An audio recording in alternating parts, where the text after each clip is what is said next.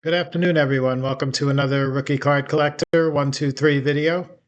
In today's episode, we're going to continue our look at my childhood minor league baseball card collection with some new cards added over the years, but the majority of these came from my teenage collecting days back in the late 70s, 80s, and into the early 1990s.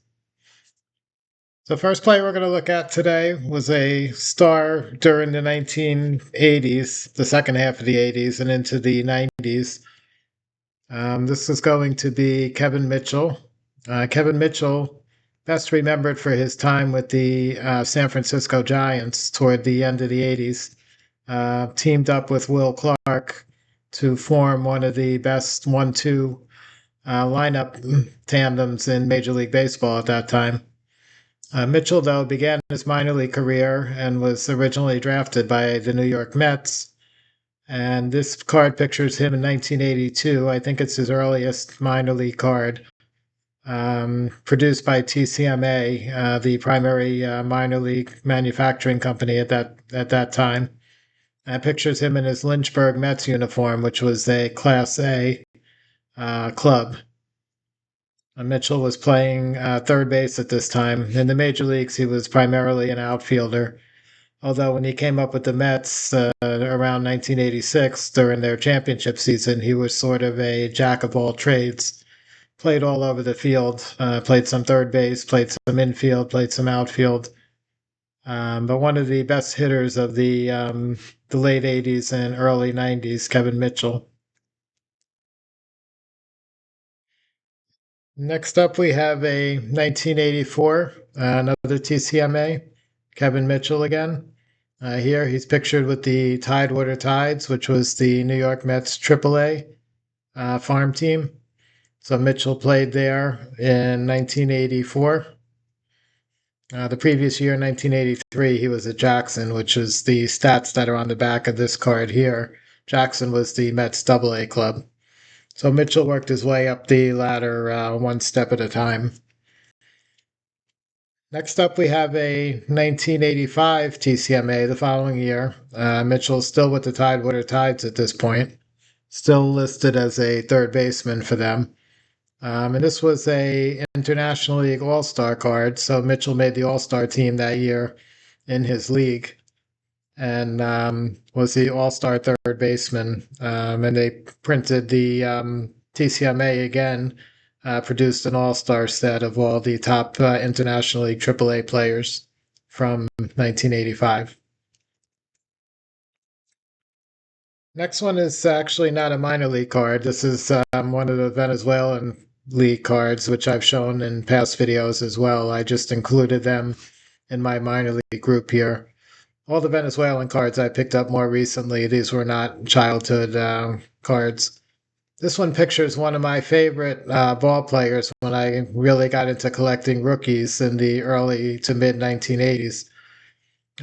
Not too well known from that era, but this is Lloyd Moseby. Moseby was a center fielder for the Toronto Blue Jays. He came up in 1980, and by 83 or so, he was one of the up and coming stars in the American League. He was a five-tool player. He played center field, was an excellent outfielder, a lot of speed, stole 30, 40 bases a couple of times. Had some decent power, hit for a pretty decent average, and just a good all-around player and a star for the Blue Jays in the outfield. That was probably the best young outfield in baseball during the mid 80s with George Bell in left field, Moseby in center, and Jesse Barfield in right.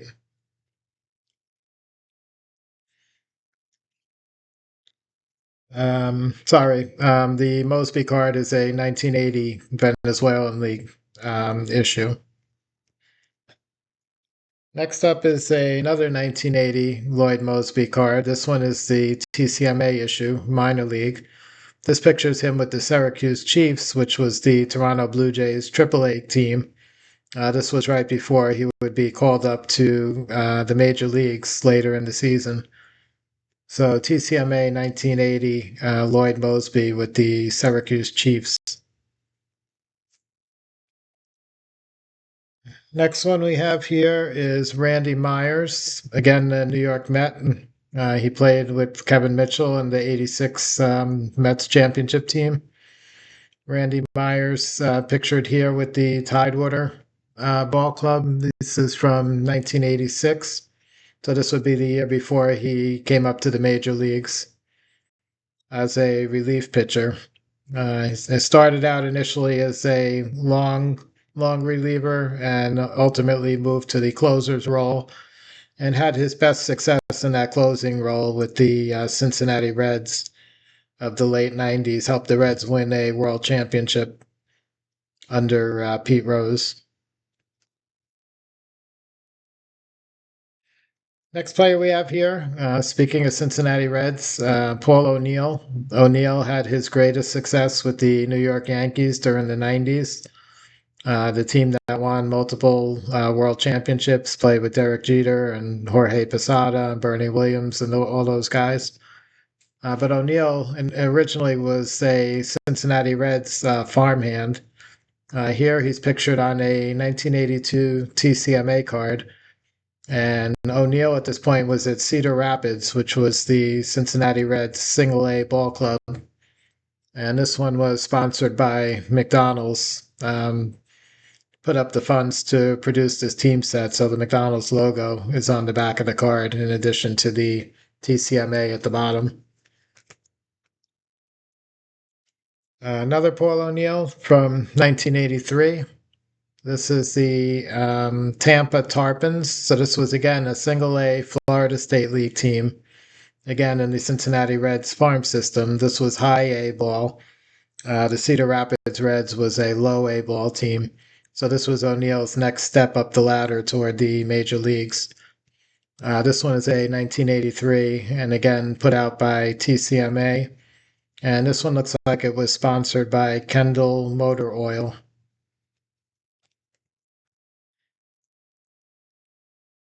Okay, next up is one of the foremost guys from the PEDs era, Rafael Palmeiro.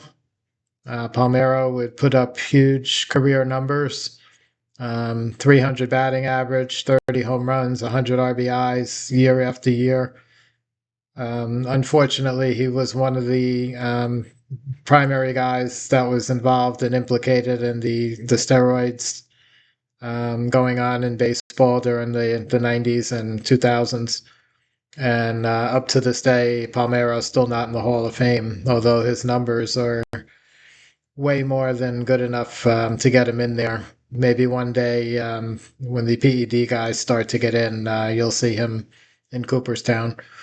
Anyway, this is his first minor league card. He was pictured with Pittsfield in the Chicago Cubs system. That was Palmeiro's initial major league organization before he came up to Chicago the next year in 1987. So this is 1986 Pittsfield. This was produced by Pro Cards. They were the manufacturer after TCMA, which took over minor league card sets in the late 80s.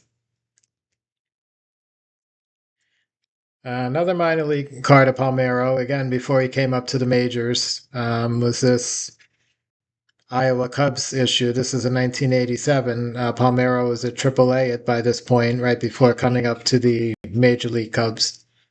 And this one pictures him with the Iowa club. This was a team issued set, put out by Pella Printing. I guess that was probably a printing manufacturing company in Iowa. So Rafael Palmeiro, 87 Iowa Cubs. Next up was one of my favorite players from the 1980s, Tony Pena. Tony Pena was a star catcher for the Pittsburgh Pirates. The early mid 80s was a time where the Pirates got to be a pretty bad ball club. Throughout the 70s, they were always at the top of the National League East standings. By the late 80s and into the early 90s, when Barry Bonds and Bobby Bonilla and some of the other star players joined Pittsburgh, the Pirates would once again get into playoff contention. But Tony Pena unfortunately spent his most productive years during the really down period for Pittsburgh. But he made the All Star team a couple of times, a fantastic defensive catcher. Had a couple of seasons batting near 300, and just an excellent all around catcher. Not Hall of Fame caliber, but a star player during his time. This one is a 1980 TCMA picturing Pena with the Portland Beavers, which was the AAA ball club for the Pittsburgh Pirates at that time. Okay, next up is Terry Pendleton. Pendleton appears on this 1981 Louisville Redbirds. This was a local team manufactured issue. Louisville was the AAA ball club for the St. Louis Cardinals, where Pendleton would come up to the major leagues. Eventually, would move on to the Atlanta Braves, where he had his most successful seasons, and was able to steal a National League MVP one season from Barry Bonds as well. So Pendleton was a third baseman, high average hitter, hit close to 300 for his career. Had a little bit of power, had a little speed, and a decent defensive player. So good all around ball player. Terry Pendleton, and this was a 1980, 1984 Louisville Redbirds, the year before he came up to the Cardinals. Next up, we've got a couple of cards of one of the Hall of Famers, one of the bigger stars we're going to look at today. This is Mike Piazza. Piazza played in the California League in Class A ball for Bakersfield. So this is Piazza as a catcher for Bakersfield, which is a single A ball club for the Los Angeles Dodgers. A lot of people are familiar with Piazza's story. He was a very late round. I think it was the 62nd round draft pick by the Dodgers. Tom Lasorda, I believe, was friends with Piazza's family. And basically, he just got drafted at that point because of the relationship between Tom Lasorda and the Piazza family. Otherwise, he probably would have went undrafted and maybe never would have gotten to Major League Baseball. So 1991 California League, Mike Piazza, Bakersfield. Next up is a 1989. So this was I believe, his earliest card in his first season in pro ball. Piazza was with the Salem Dodgers as a catcher at this point. Salem was the Los Angeles low A ball team. And this card was not a TCMA issue or pro cards. This was some sort of team issue. It's really not identified on there as to who the manufacturer of the card was. Okay, next up was a kind of an underrated third baseman during the 80s and into the early 90s, Jim Presley. Presley was in the Seattle Mariners organization, had a few good seasons in the late 80s with them, got up to 20 in the 20 home run range. Pretty good defensive player. This one pictures him on a 1984 Salt Lake Gulls, which I believe was the Seattle AAA team at that point. And this was sponsored by Pennzoil. As you can see, the little oil can in the bottom left-hand corner there. So Jim Presley, third baseman for Seattle, Salt Lake. And one more Jim Presley. This is a 1982. Again, a low A ball team in the Seattle Mariners organization. So here he's with the Lynn Sailors. This one was put out by TCMA, one of their regular team set issues from 1982, and picturing Presley in a fielding pose. Next up, this one's pretty rare. This is one of the earliest TCMA cards to picture a significant Major League Baseball star. So this is Dan Quisenberry. Quisenberry became famous for his closing relief pitching role with the Kansas City Royals. He came up to the majors in 1980, and by 82, 83, he was already the top relief pitcher in the American League. Would have a number of great seasons, 40 save years. At that point, nobody had ever saved 50 games before. So 40 saves was an amazing accomplishment. This was put out by TCMA. It's 1977, so it's one of their earliest team sets. And he's pictured here with the Jacksonville Suns, which is a Southern League ball club. So that was a double A team for the Kansas City Royals at that time. Next up, we have this one's our first autograph card that we're going to look at in a while. This is Hanley Ramirez. Hanley Ramirez originally was coming up through the Boston Red Sox minor league system of the American League. This is around 2002.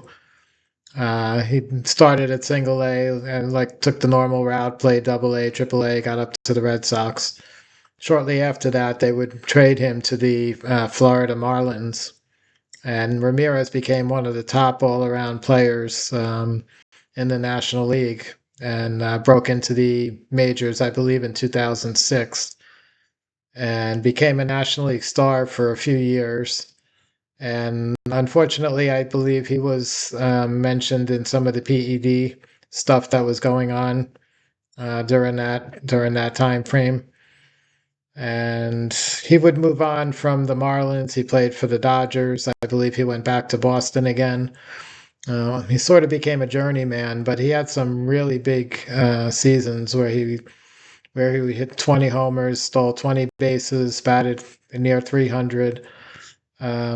Just kind of one of the really, I think, underappreciated, underrated guys from that 2000s era, primarily because some guys put up such huge statistics that kind of dwarf the numbers that Ramirez put up. But excellent all-around player, Hanley Ramirez. This is a 2002 Just Minors minor league card, and these came in packs, and it's certified with the minor league sticker on the back here. These were numbered out of 375. So this was not a card that was signed at the ballpark. This was an insert in a pack. Up next, I have another Hanley Ramirez. It's also autographed, and it's also from the same Just So minor league card company. Again, and this one also would come out of a pack. This one's signed over here on the bottom, and this one's numbered out of 500. So most of these issues that came out during that era were usually numbered somewhere between 500 and 1,000 or so. So they were somewhat limited compared to a lot of other cards that were being produced at that time. And I'm sure the minor league ball players were pretty reasonable as far as the cost to get them to autograph a whole bunch of cards. That's why a lot of these cards got produced with the signatures on them. Next player we're going to look at is Manny Ramirez. Manny put up huge career numbers, primarily Cleveland Indians, later on with the Boston Red Sox. He's another guy that was implicated in the PED stuff that was going on in Major League Baseball during the 90s and early 2000s, which has kind of tarnished his reputation and the numbers he put up, which were massive, on the same level as Rafael Palmeiro. Ramirez here is pictured in the low A ball Burlington Indians uniform here. This is 1991. And Ramirez is on this Pro Cards issue, is the company that put these out. Next one we're going to look at is sort of a underperforming, I would say, ball player, Gary Redus. He was in the Cincinnati Reds farm system. He was an outfielder, and I guess the unfortunate thing for him, maybe he would have, made a better go of it if he got a better opportunity. But the time Gary Redus was coming up and had reached the majors, Cincinnati also had Eric Davis, Paul O'Neill, and Cal Daniels, all outfielders, all in their minor league system, and working their way up to the majors. And all three of those would become major stars in Major League Baseball. Daniels had a few good seasons, not as good as Davis and Paul O'Neill, but was a pretty good hitter and right fielder. But Reedus, his first professional baseball season, batted something like 462, I believe, which might have been the all-time highest batting average in professional baseball in the U.S. And when he came up to Cincinnati, I believe his first year, he hit well over 300. He was also a power speed guy that was hitting some homers, stealing a lot of bases, playing, I believe he played center field. Unfortunately, like I said, whether it was all the other outfielders that kind of overtook him or he just fizzled out once he got to the majors, but Reedus never really produced or prospered once he got up to Cincinnati. This card is autographed as well. This one was signed at the ballpark, so these did not come from packs. And this was mm, this was a Waterbury Reds minor league card, probably some sort of a team issue. And the last player we're going to look at today, we've got four different cards of. This is Dave Righetti, probably a familiar name if you followed baseball during the 80s, especially for Yankee fans. Righetti was initially a starting pitcher, came up to the Yankees in the early 80s, 81, 82. Later on became a closer, became one of the best in the American League in that role. Pitched a no-hitter on the 4th of July. And a top Yankee starting pitcher for several years before moving to the bullpen. So this one is a Columbus Clippers 1981 Dave Righetti. So this was the year before he would go up to the major leagues with the Yankees. This was a team issue. It's one of those police sets that were put out by the Columbus Division of Police. Columbus Division of Police. Okay, next up we have another 1981 Dave Righetti. This was a more traditional one. This was put out by TCMA with the Columbus team issue from that season. And again, picturing him in AAA with the Columbus Clippers uniform. One more Columbus Clippers Righetti card. I believe this one is the year before, 1980. Again, picturing him for the same ball club, still AAA. And this again was put out by the Columbus Division of Police. And finally, the earliest Dave Righetti professional baseball card. This was 1979. Righetti pitched at Winter Haven, which was a single A ball club for the New York Yankees. And you could see he looks really young in this picture, teenager. And this would be 3 years before he would come up to the Yankees.